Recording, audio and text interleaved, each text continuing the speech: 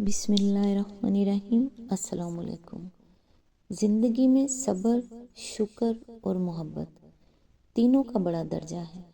صبر مصیبت کو ٹالتا ہے، شکر نعمت بڑھاتا ہے، محبت خوشیوں کا خزانہ ہے۔ اللہ رب العزت ان تینوں سے ہم سب کو سدا مالا مال رکھے، آمین ثم آمین۔ آج انشاءاللہ سورہ صاد کی آیت نمبر 27 سے سٹارٹ کریں گے۔ اس کا ترجمہ اور تفسیر تفہیم القرآن سے بیان کروں گی جو اہل سنت جماعت کے لیے ہے۔ اعوذ باللہ من الشیطان الرجیم، بسم اللہ الرحمن الرحیم۔ ہم نے اس آسمان اور زمین کو اور اس دنیا کو جو ان کے درمیان ہے فضول پیدا نہیں کر دیا ہے۔ یہ تو ان لوگوں کا گمان ہے جنہوں نے کفر کیا ہے، اور ایسے کافروں کے لیے بربادی ہے جہنم کی آگ سے۔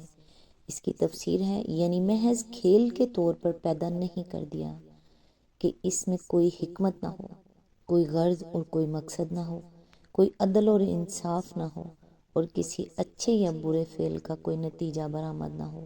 یہ ارشاد پچھلی تقریر کا ماحصل بھی ہے اور آگے کے مضمون کی تمہید بھی۔ پچھلی تقریر کے بعد یہ فکرہ ارشاد فرمانے سے مقصود یہ حقیقت سامعین کے ذہن نشین کرانا ہے کہ انسان یہاں شتر بے مہار کی طرح نہیں چھوڑ دیا گیا ہے، نہ یہ دنیا اندھیر نگری ہے کہ یہاں جس کا جو کچھ جی چاہے کرتا رہے اور اس پر کوئی باز پرس نہ ہو۔ آگے کے مضمون کی تمہید کے طور پر اس فکرے سے کلام کا آغاز کر کے یہ بات سمجھائی گئی ہے کہ جو شخص جزا و سزا کا قائل نہیں ہے اور اپنی جگہ یہ سمجھ بیٹھا رہے کہ نیک و بد سب آخر کار مر کر مٹی ہو جائیں گے، کسی سے کوئی محاسبہ نہ ہوگا، نہ کسی کو بھلائی یا برائی کا کوئی بدلہ ملے گا، وہ دراصل دنیا کا ایک کھلونا اور اس کے بنانے والے کو کھلنڈرا سمجھتا ہے، اور اس کا خیال یہ ہے کہ خالق کائنات نے دنیا بنا کر اور اس میں انسان کو پیدا کر کے ایک فعل عبث کا ارتکاب کیا ہے۔ یہی بات قرآن مجید میں متعدد مقامات پر مختلف طریقوں سے ارشاد فرمائی گئی ہے۔ مثلاً افا حسبتم انما خلقناکم عبثا وانکم الینا لا ترجعون، سورہ المومنون آیت نمبر 115۔ یعنی کیا تم نے یہ سمجھ رکھا ہے کہ ہم نے تم کو فضول پیدا کر دیا ہے اور تم ہماری طرف پلٹائے جانے والے نہیں ہو؟ پھر ارشاد ہوتا ہے وَمَا خَلَقْنَا السَّمَاوَاتِ وَالْأَرْضَ وَمَا بَيْنَهُمَا لَاعِبِينَ مَا خَلَقْنَاهُمَا إِلَّا بِالْحَقِّ وَلَكِنَّ أَكْثَرَهُمْ لَا يَعْلَمُونَ إِنَّ يَوْمَ الْفَصْلِ مِيقَاتُهُمْ أَجْمَعِينَ، سورہ الدخان آیت نمبر 38-40۔ یعنی ہم نے آسمانوں اور زمین کو اور اس کائنات کو جو ان کے درمیان ہے کھیل کے طور پر پیدا نہیں کیا ہے، ہم نے ان کو برحق پیدا کیا ہے، مگر اکثر لوگ جانتے نہیں ہیں۔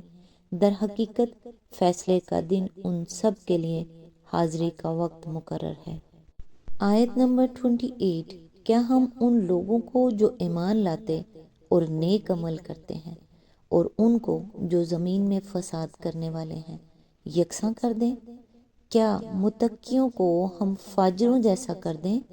اس کی تفسیر ہے یعنی کیا تمہارے نزدیک یہ بات معقول ہے کہ نیک اور بد دونوں آخر کار یکساں ہو جائیں؟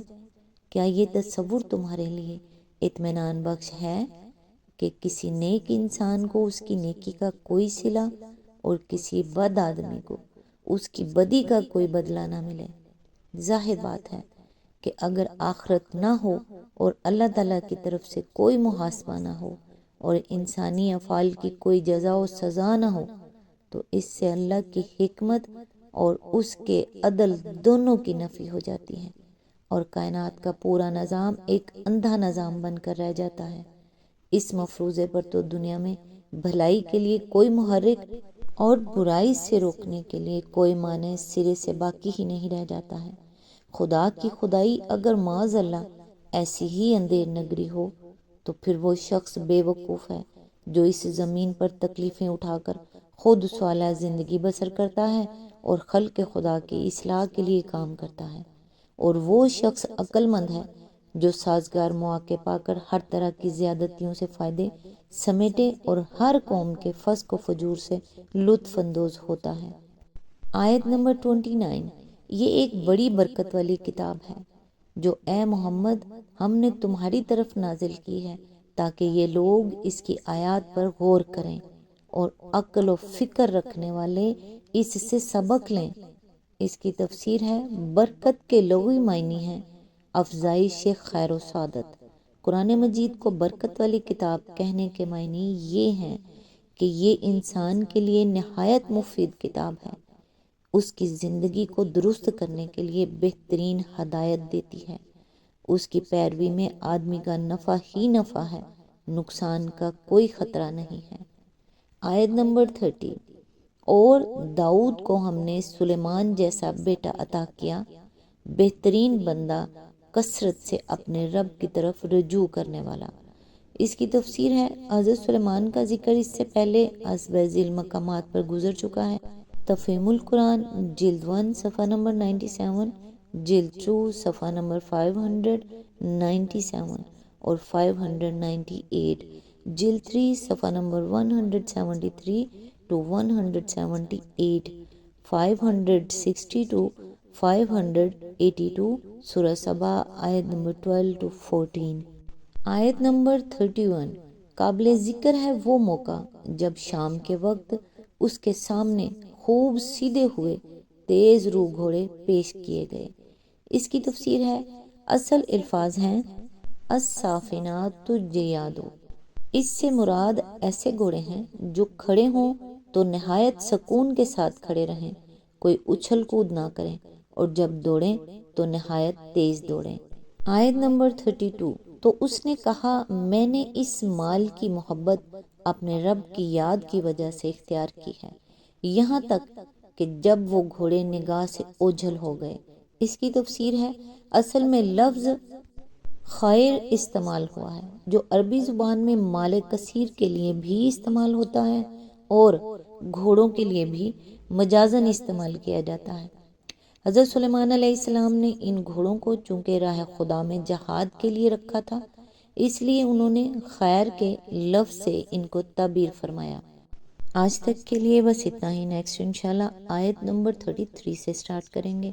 تب تک کے لیے دعاؤں میں یاد رکھیے گا۔ اللہ حافظ۔